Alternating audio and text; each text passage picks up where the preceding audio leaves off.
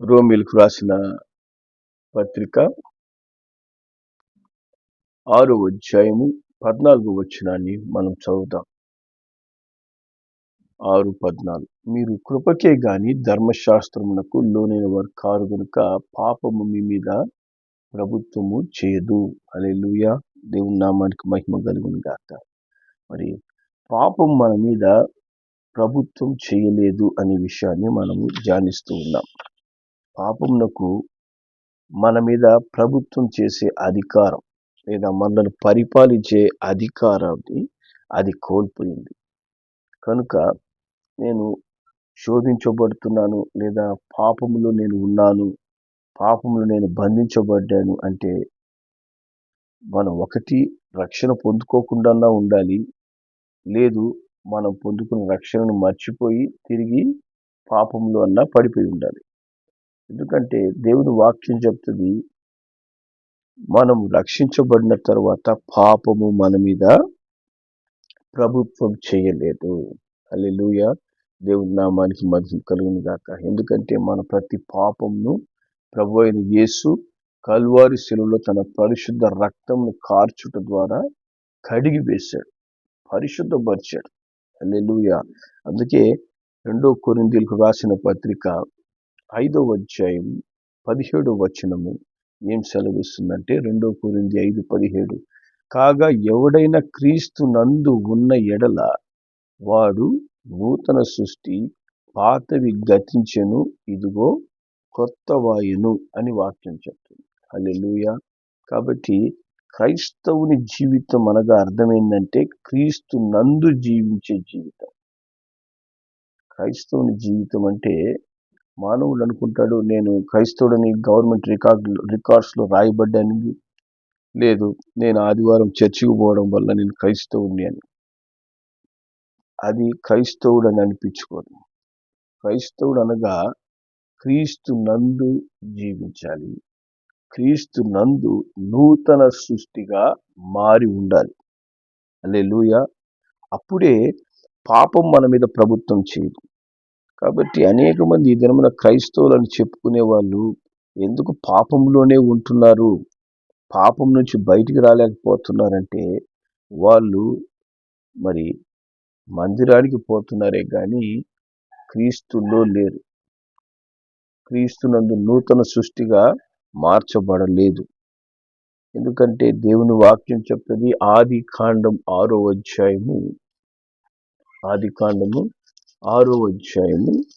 5-6 వచనాల్లో దేవుడు చెప్తాడు, నరుని చెడుతనం భూమి మీద గొప్పదని, వారి హృదయం యొక్క తలంపులోని ఊహ అంతా ఎల్లప్పుడూ కేవలం చెడ్డదని యెహోవా చూచి తాను భూమి మీద నరులను చేసినందుకు యెహోవా సంతాప నొంది తన హృదయములో నొచ్చుకున్నాడు.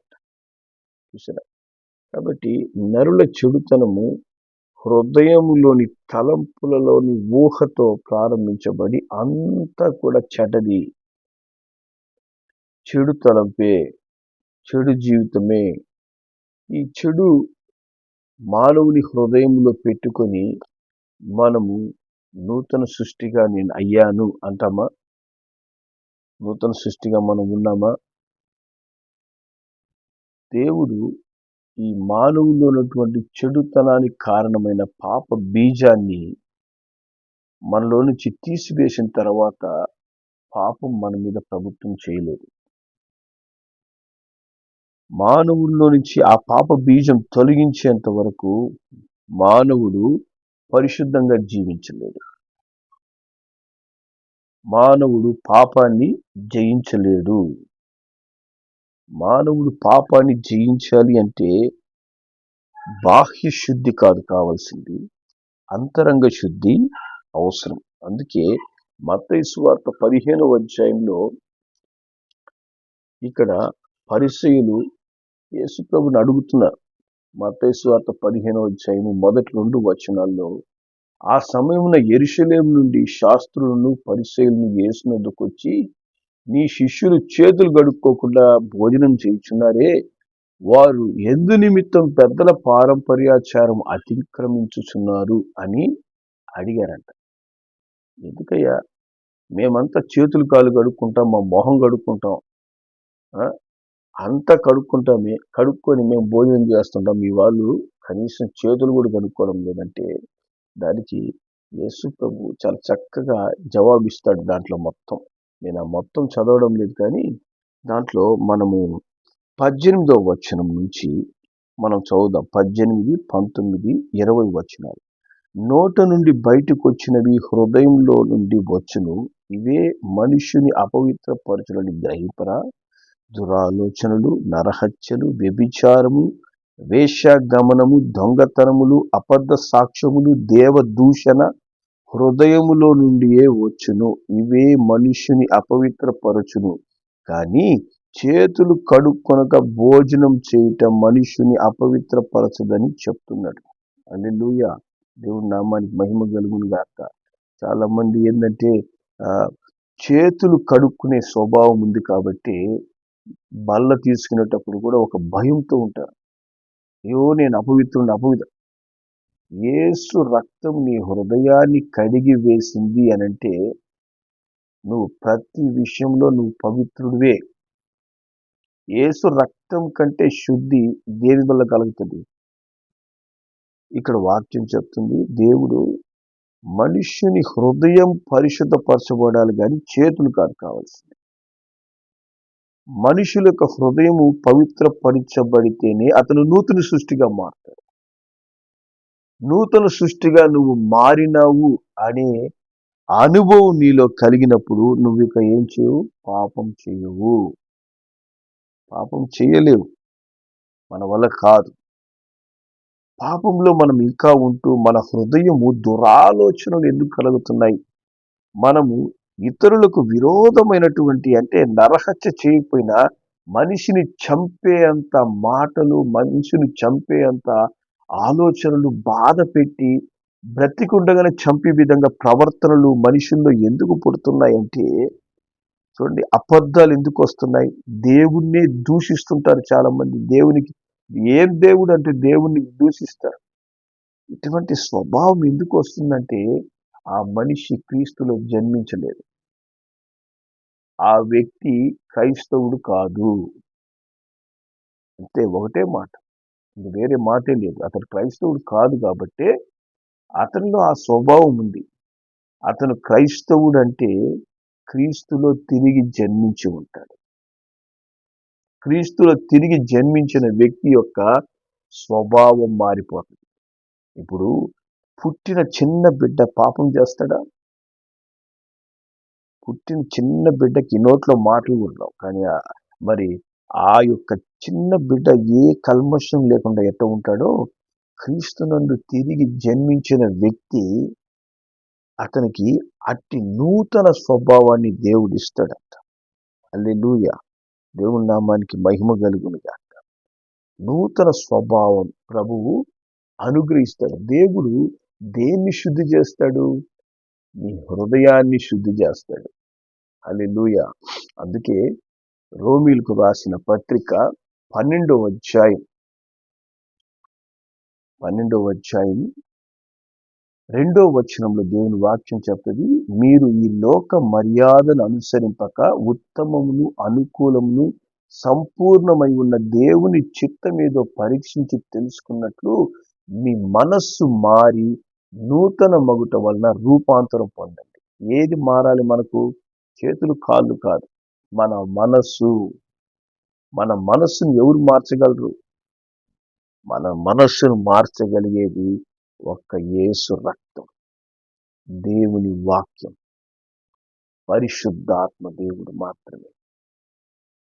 ఆయన మట్టుకే ఒక వ్యక్తి యొక్క మనస్సును మారుస్తాడు. అందుకే పౌలు గారు అంటారు, ఒక కాలం నేను హింసకుడు, దూషకుడు, హానికరుడుగా ఉన్నా, పాపులలో నేను ప్రధానుణ్ణి, కానీ ఆయన నన్ను రక్షించుకున్న తర్వాత నా స్వభావం మారిపోయింది, నేను నూతన వ్యక్తిగా మారిపోయాను. ఈ దినమున మనుషుల్లో స్వభావాలు ఎంత భయంకరంగా ఉన్నాయంటే, వదిలిపెడితే ఒకరినొకరు కొట్టుకునే విధంగా ఉన్నారు మనుషులు. స్వభావాలు మారలే, ఒకరి నాశనాన్ని ఒకరు కోరుకుంటూ జీవిస్తున్నారు. కారణం ఏంటి? వాళ్ళు క్రైస్తవులని పేరుకు చెప్పుకునేవారే కానీ క్రీస్తులో తిరిగి జన్మించలేదు. అందుకే యేసయ్య అంటాడు, నువ్వు క్రీస్తునందు తిరిగి జన్మించితేనే గాని పరలోక రాజ్యానికి చేరుకోలేవు. దేవుని మందిరానికి చేరుకోగలవేమో, క్రైస్తవుడనే ఈ లోక గుర్తింపు నీకుంటదేమో, కానీ దేవుని రాజ్యానికి చేరాలి అంటే నువ్వు తిరిగి జన్మించాలి. హల్లెలూయా. తిరిగి జన్మించాలంటే ఎక్కడ జన్మిస్తాం? దేవుని ఆత్మ ద్వారా తిరిగి జన్మించాలి. హల్లెలూయా. మరి యేసు ప్రభు యొద్ద నీ పాపములు ఒప్పుకొని, అయ్యా నేను పాపినని హృదయపూర్వకంగా మనం కన్నీరు కార్చి పశ్చాత్తాపడినప్పుడు ఆ యేసు రక్తం ప్రతి పాపము నుంచి మనను పవిత్రులు చేసి మనకు పరిశుద్ధాత్మ ద్వారా నూతన స్వభావాన్ని అనుగ్రహిస్తుంది. హల్లెలూయా. అందుకే దేవుని వాక్యం చెప్తుంది, తీతుకు రాసిన పత్రికలోకి వెళ్తే, తీతుకు రాసిన పత్రిక 3వ అధ్యాయం 3వ వచనం నుంచి 5వ వచనం వరకు మనం చదువుదాం. 3 నుంచి 5 వరకు. ఎందుకనగా మనం కూడా మునుపు అవివేకులము, అవిధేయులము, మోసపోయిన వారం, నానా విధులైన దురాశలకు, భోగములకు దాసులమై ఉండి దుష్టత్వమందు, అసూయందు కాలం గడుపుచు అసహ్యులమై ఒకరినొకడు ద్వేషించు ఉన్నాం. ఇది మన స్వభావం. మన పాత స్వభావం అంతా ఇదే. మోసము, ద్వేషము, అసూయ, ఒకరు బాగుపడితే కుళ్ళు, అసహ్యమైన జీవితం, రహస్యమైన పాప జీవితం, అవిధేయత, దేవునికి లోబడని జీవితం, బుద్ధి లేని వారిగా, నిజ దేవుని తెలుసుకోలేని వారిగా మనం జీవిస్తూ ఉన్నాం. అది పాత జీవితం. మన రక్షకుడైన దేవుని యొక్క దయయు, మానవుల ఎడల ఆయనకున్న ప్రేమయు ప్రత్యక్షమైనప్పుడు, అనగా ప్రభు అయిన యేసు ద్వారా దేవుని దయ, ఆయన ప్రేమ ప్రత్యక్షమైన తర్వాత మనం నీతిని అనుసరించి చేసిన క్రియల మూలంగా కాక, మనం ఏ మంచి క్రియ చేసి మనము దేవుని బిడ్డలుగా కాలేదు. మనం అపవిత్రులుగా ఉన్నాము, అపవిత్రులుగానే ఉన్నాం. అటువంటి అపవిత్రులుగా ఉన్న మనలను తన కనికరము చొప్పుననే పునర్జన్మ సంబంధమైన స్నానము ద్వారా పరిశుద్ధాత్మ మనకు నూతన స్వభావము కలగజేయుట ద్వారా మనను రక్షించెను. కాబట్టి పునర్జన్మ సంబంధమైన స్నానాన్ని, అనగా యేసు రక్తము ప్రతి పాపము నుండి మనలను కడిగి వేసినటువంటి ఆ పునర్జన్మ సంబంధమైన స్నానం అంటే క్రీస్తులో తిరిగి జన్మించిన అనుభవం, పాత జీవితాన్ని, పాత స్వభావాన్ని విడిచిపెట్టే అనుభవం, నూతన స్వభావాన్ని పరిశుద్ధాత్మ ద్వారా పొందుకునే అనుభవం. ఇట్టి అనుభవం పొందినవాడే క్రైస్తవుడిగా జీవిస్తాడు. పాపం అతని మీద ప్రభుత్వం చేయదు. ఇక పాపం అతని మీద ప్రభుత్వం చేయలేదు. పాపము అతన్ని ప్రేరేపించి, లేదా ఒకరి గురించి అసూయ, ఒకరి గురించి కుళ్ళు, ఒకరి యొక్క నాశనాన్ని కోరుకునే మనస్తత్వము, ఆ ప్రాచీన స్వభావం అతనిలోంచి తొలగిపోయి ఉంటుంది. ఇంతకుముందు ఘోరమైన పాపిగా జీవిస్తున్న వ్యక్తి, అతని స్వభావం మారిపోయి నూతన వ్యక్తిగా అతను జీవిస్తాడు. అట్టి నూతన స్వభావం కలిగిన వాడే క్రీస్తునందు నూతన సృష్టి, పాత జీవితం గతించి అన్ని కొత్తవవుతాయి. హల్లెలూయా. అట్టి నూతన స్వభావం నీలో ఉందా? నీలో కలిగిందా? నీలో ఇంకా కలగలేదా? ఇంకా పాత స్వభావం, పాత క్రియలు మనలోనే ఉంటున్నాయా? కొంతమంది ఎటువంటి వారంటే, ఆ రక్షణ పొందిన తరువాత కూడా మిగతా మరి క్రైస్తవులను చెప్పుకుంటున్న వాళ్ళందరూ కూడా పాపములో ఉండగానే వాళ్ళని చూసి, ఇంతమంది మరి లోకానుసారంగా జీవిస్తూ మందిరాలకు పోతున్నారు కాబట్టి మేము కూడా వారిలాగే జీవిస్తామంటూ వారి రక్షణను మర్చిపోతారంట. అందుకే పేతురు రాసిన 2వ పత్రిక 1వ అధ్యాయము, పేతురు రాసిన 2వ పత్రిక 1వ అధ్యాయము మరి 9వ వచనం చెప్తుంది. 9వ వచనం, ఇవి ఎవనికి లేకపోవునో వాడు తన పూర్వ పాపములకు శుద్ధి కలిగిన సంగతి మరచిపోయి గుడ్డివాడిగా దూరదృష్టి లేనివాడైపోతాడంట. చూసారా? పూర్వ పాపములకు నాకు శుద్ధి కలిగింది, నేను దేవునిలో తిరిగి జన్మించాను, నేను పరిశుద్ధునిగా, ఆయన రక్తం నన్ను పరిశుద్ధపరిచింది అనేటువంటి విషయం మర్చిపోతాడు. మర్చిపోయి తిరిగి అదే పాత ప్రాచీన పాప జీవితంలోకి వెళ్ళిపోతాడు. కొంతకాలం బాగుంటారు, కొంతకాలం దేవుళ్ళో ఉంటారు. క్రీస్తులో తిరిగి జన్మించిన వారు కొంతకాలం పరిశుద్ధంగా వాళ్ళ మాటల్లో పవిత్రత, క్రియల్లో పవిత్రత, ఆలోచనలో పవిత్రత, ఏమి చేసినా దేవుని స్వభావం.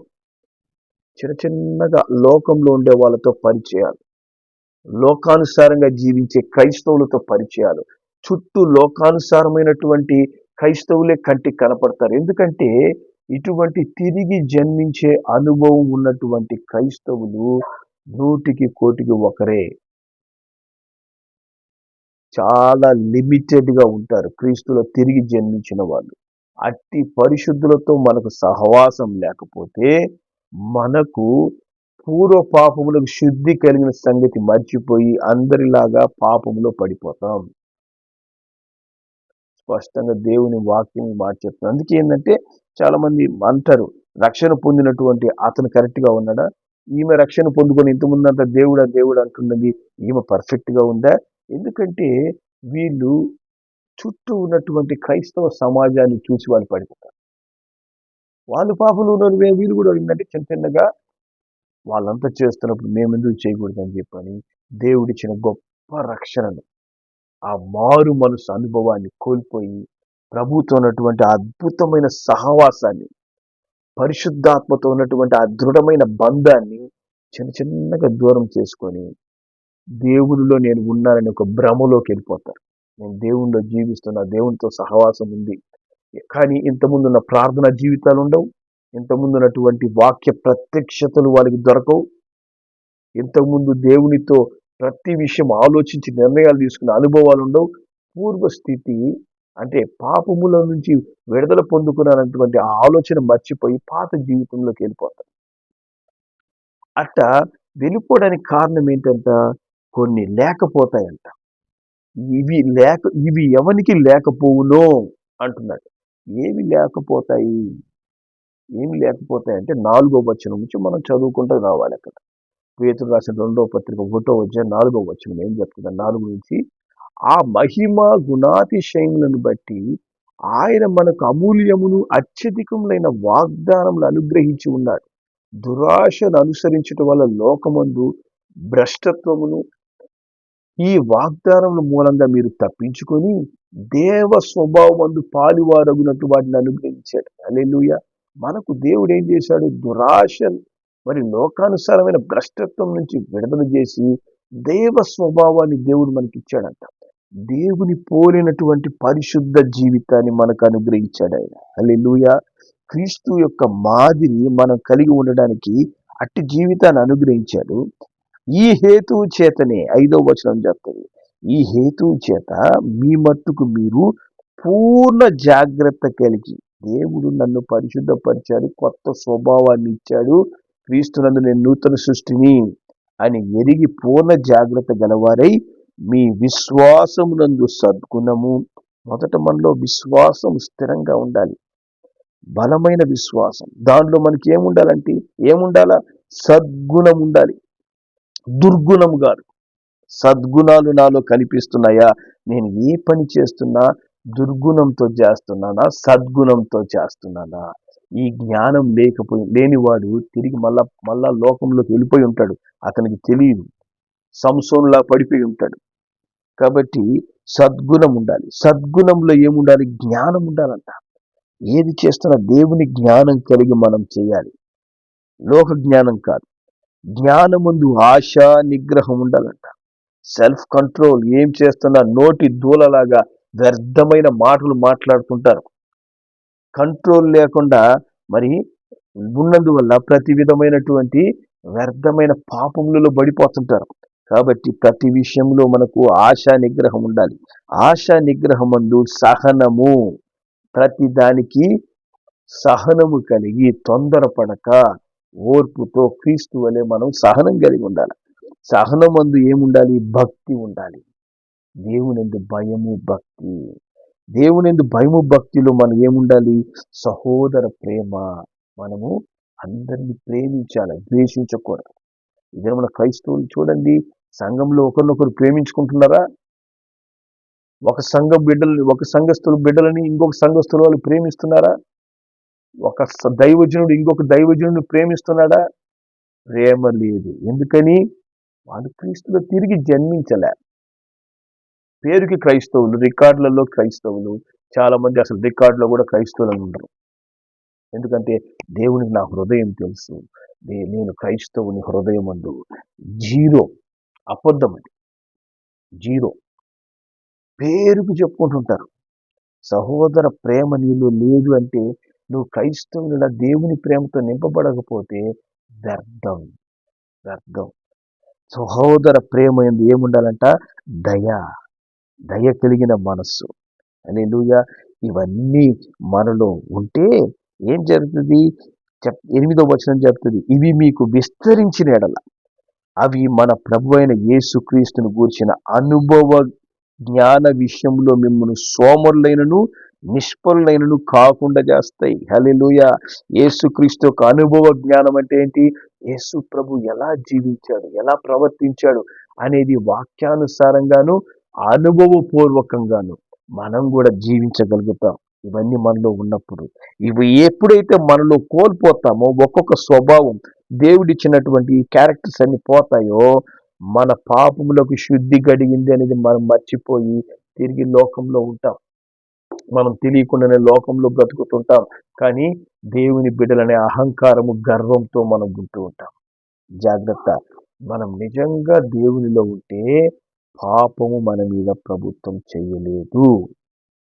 పాపము నిన్ను పరిపాలిస్తుంది అంటే ఎక్కడో పడిపోయావు, ఎక్కడో దేవునికి దూరం అయ్యావు. కాబట్టి క్రమమైన ప్రార్థనా జీవితం లేదు, క్రమమైనటువంటి దేవుని వాక్యానుసారమైన జీవితం లేదు, పరిశుద్ధంగా జీవించాలనే ఆశ తగ్గిపోయింది, దేవునికి సాక్షిగా జీవించలేకపోతున్నాం, దేవుని కొరకు నిలబడలేకపోతున్నాం. మన జీవిత విధానము లోకానుసారమైన విధానంగా మారిపోయింది. మన ప్రవర్తన క్రీస్తు ప్రవర్తనగా కనపడడం లేదు.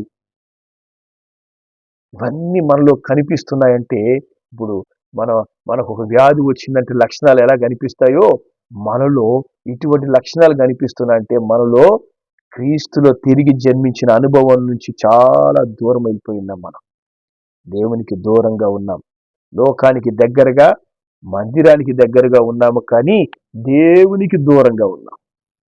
ఈ స్వభావాలు మనలో ఉన్నాయంటే వెంటనే ఏం చేయాలి? డేంజర్ బెల్స్ కొడుతున్నాయి.